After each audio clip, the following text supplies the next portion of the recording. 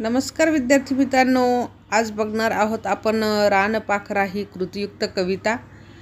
बघा, जिल्हा परिषद प्राथमिक सेमी इंग्रजी शाळा भुसे येथील विद्यार्थी सादर करीत आहेत कृतियुक्त कविता।